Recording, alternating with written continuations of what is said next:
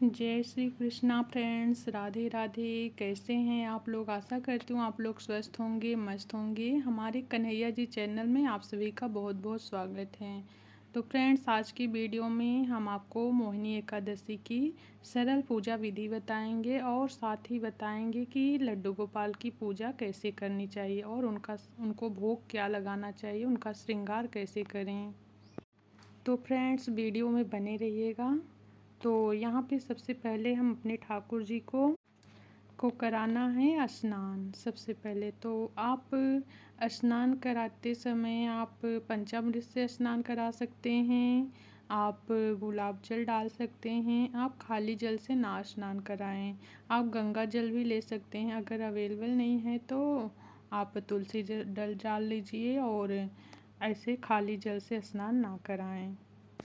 तो मैं यहाँ पे करा रही हूँ स्नान। गंगा जल ले लिया है और गुलाब जल डाल लिया है। आज पंचामृत से नहीं स्नान करा रही हूँ क्योंकि अभी मेरे पास वो दही नहीं अवेलेबल था, तो हम ऐसे ही करा रहे हैं। आपके पास अगर है तो आप पंचामृत से ज़रूर स्नान कराएं। देखिए फ्रेंड्स, जो एकादशी का व्रत होता है वो भगवान विष्णु को समर्पित होता है। तो आप एकादशी पे भगवान विष्णु के किसी भी रूप का पूजन कर सकते हैं। तो फ्रेंड्स, हम सभी के घर में लड्डू गोपाल होते हैं, तो आप अपने लड्डू गोपाल का पूजन श्रृंगार कर सकते हैं। तो फ्रेंड्स, वैशाख मास के शुक्ल पक्ष को मोहिनी एकादशी कहते हैं। इस व्रत को भगवान श्री रामचंद्र जी ने भी रखा था और कहते हैं फ्रेंड्स, इस मोहिनी एकादशी का व्रत करने से हमारी अनेक जन्मों के पाप नष्ट होते ही हैं और साथ में हमारे चेहरे पे ग्लो आता है और एक तेज अलग सा ही रहता है। और फ्रेंड्स, घर में सुख समृद्धि रहती है और साथ ही तरह तरह की मोह माया से छुटकारा मिलता है। और फ्रेंड्स, कहते हैं जो मोहिनी एकादशी का महात्म्य सुनता है या पढ़ता है उसे हजारों गोदान करने का फल प्राप्त होता है। तो इसलिए इस व्रत को सभी को करना चाहिए। तो फ्रेंड्स, साल 2024 में 19 मई को मोहिनी एकादशी का व्रत पड़ रहा है और दिन है रविवार।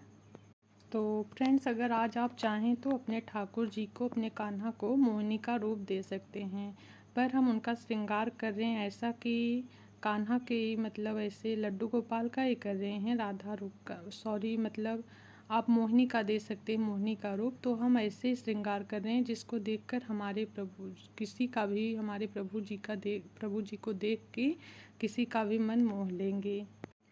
आप चाहें तो सिंपल ही कर सकते हैं, लेकिन क्योंकि आज के दिन भगवान नारायण ने मोहिनी का रूप लिया था और भगवान को मोहिनी रूप अति प्रिय है।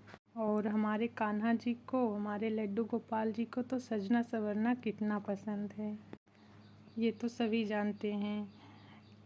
वैसे तो मोहिनी रूप हमारे प्रभु ने कई बार लिया है, लेकिन इसके पीछे दो कथाएं आती हैं। मैं आपको शॉर्ट में बताती हूँ। एक राक्षस था जिसका नाम था भस्मासुर। वो भगवान शिव जी की तपस्या करके शिव जी को प्रसन्न कर लिया था और उसने वरदान में क्या मांगा कि वो जिस किसी व्यक्ति पर भी अपना हाथ रखेगा वो जलकर भस्म हो जाएगा। और भोलेनाथ हमारे तो हैं ही बड़े भोले, उन्होंने उसे ये वरदान दे दिया। और वो राक्षस वरदान पाने के बाद वो भोलेनाथ से बोला, मैं ट्राई करना चाहता हूँ कि मेरा वरदान सही से काम कर रहा है कि नहीं, इसलिए मैं आप पर ही ट्राई करना चाहता हूँ। ये बात सुनकर महादेव हमारे गुफाओं में चले गए और फिर उसके बाद हमारे नारायण को, हमारे प्रभु विष्णु भगवान को मोहिनी का रूप धारण करना पड़ा, जिसके कारण भस्मासुर भगवान के मोहिनी रूप को देखकर मोहित हो गया और उनके पीछे पीछे चलने लगा। और मोहिनी रूप में हमारे प्रभु जी नृत्य करने लगे, जिसको देखकर वो राक्षस भी नृत्य करने लगा। और जैसे ही प्रभु ने अपने सर पे हाथ रख के नृत्य करना चालू किया, वैसे ही राक्षस ने भी किया और जलकर भस्म हो गया। और फ्रेंड्स, दूसरी कथा कुछ इस प्रकार से है। जब समुद्र मंथन हुआ था तो उसमें अमृत कलश निकला उसमें से, तो राक्षसों ने धन्वंतरी जी से अमृत कलश छीन लिया, जिसके कारण हमारे प्रभु को फिर से मोहिनी रूप, और उस प्रभु की मोहिनी रूप को देखकर राक्षसों ने अमृत का कलश प्रभु को दे दिया। तो कहते हैं फ्रेंड्स, हमारे प्रभु जी मोहिनी रूप में बहुत ही ज़्यादा मतलब सुंदर लग रहे थे। तो आज हम अपने कान्हा को भी इसी तरह से तैयार करें। आप चाहें तो मोहिनी रूप दे सकते हैं, और जब मोहिनी रूप दिया है तो एक अमृत का कलश जो प्रभु लिए थे, तो हम भी एक कलश छोटा सा रखेंगे प्रभु के पास। हम तो प्रभु के हाथ में नहीं दे पा रहे हैं, पर साइड में रख दे रहे हैं, इसमें थोड़ा सा जल दे के। तो फ्रेंड्स, आप लोग बताइएगा हमारे लड्डू गोपाल जी आज कैसे लग रहे हैं, उनका श्रृंगार आज आपको कैसा लगा। तो फ्रेंड्स, आप लोग भी इस तरह से कान्हा जी को आप चाहें तो मोहिनी रूप दे दें, पर मैंने ऐसे ही श्रृंगार किया। और आप बताइए हमारे कान्हा जी का श्रृंगार कैसा लग रहा है, और आप लोग भी इस तरह से कर सकते हैं। मन को मोह लेने वाले लग रहे हैं ना हमारे कान्हा।